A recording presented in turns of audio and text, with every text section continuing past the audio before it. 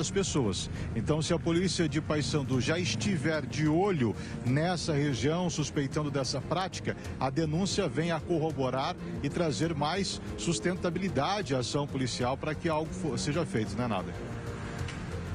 Sua participação, muito se falou ontem sobre a decisão do ministro Alexandre de Moraes, que manteve a decisão do STJ e do Tribunal de Justiça, onde 2 políticos da nossa região, 2 vereadores, teriam os direitos políticos cassados. É bom deixar claro, eles não perdem o cargo, mas perdem os direitos políticos diante de uma acusação de 2006 de nepotismo, quando nem existia a lei de nepotismo.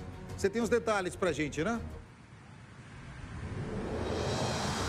Pois é, porque o Alexandre de Moraes acabou mantendo essa decisão, né, que diz que os vereadores têm os direitos perdidos agora diante do que aconteceu. A acusação é de que eles contrataram, né, alguém próximo, né, alguém com vínculo familiar, seja até 3º grau, de acordo com o que determina a lei.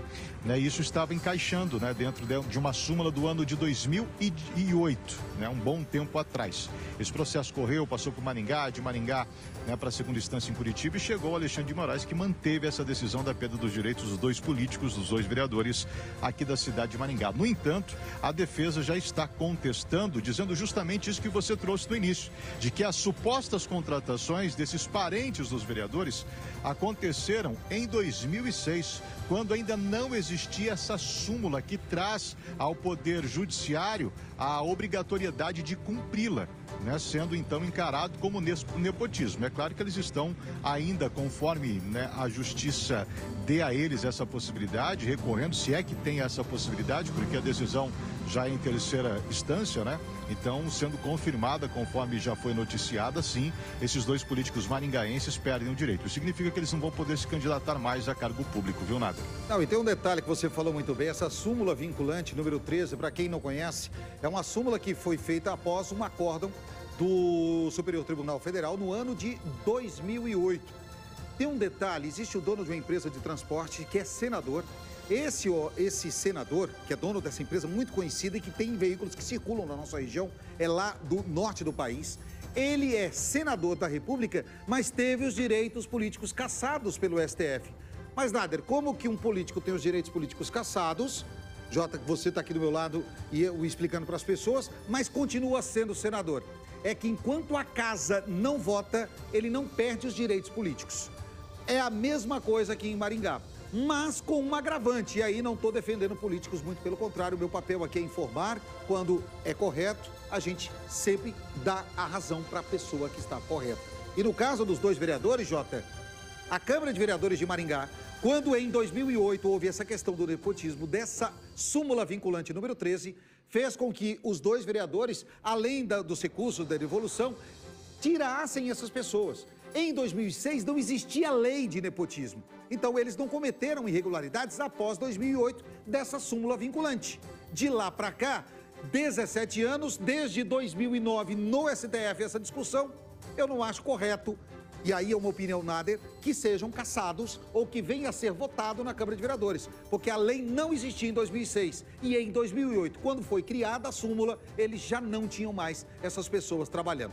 Vamos aguardar, vamos ver como vai ser tratado. Você falou que cabe recurso, embargos de declaração que devem ser feitos para que haja, né, uma consolidação da lei por parte e da determinação por parte de todo o colegiado do STF, mas a gente vai continuar acompanhando. Complemente, Jota. É bem simples, ó.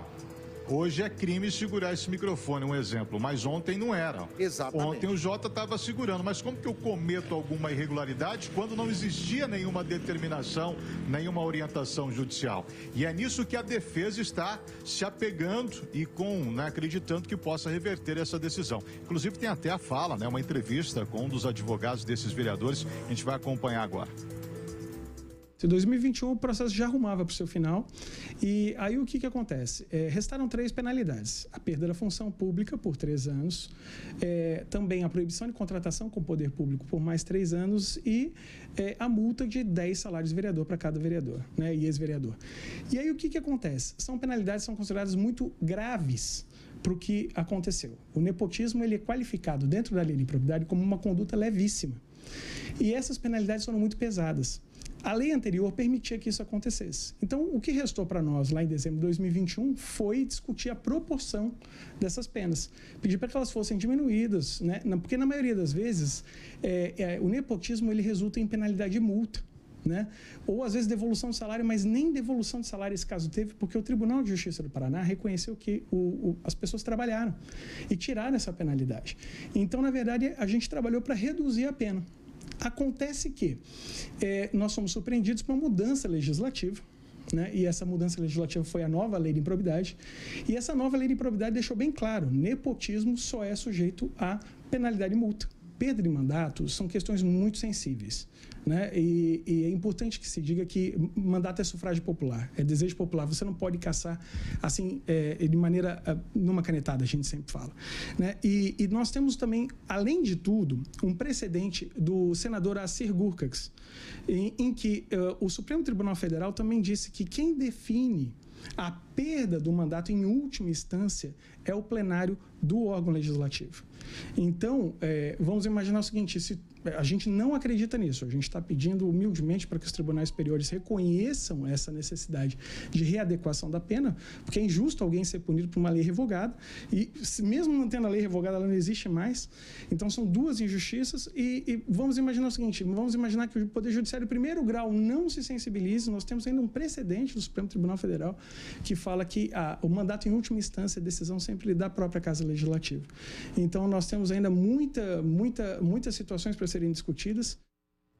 Aí, Jota, a gente está ouvindo o doutor Rafael e eu estava falando com a nossa diretora, né? Como é bom você ouvir alguém que de forma clara consegue passar e traduzir o juridiquês para o povo e para a gente entender. Então, doutor Rafael Luque, parabéns e muito obrigado por atender a nossa equipe. Eu acho que ficou claro para todos que estão em casa, né, Jota?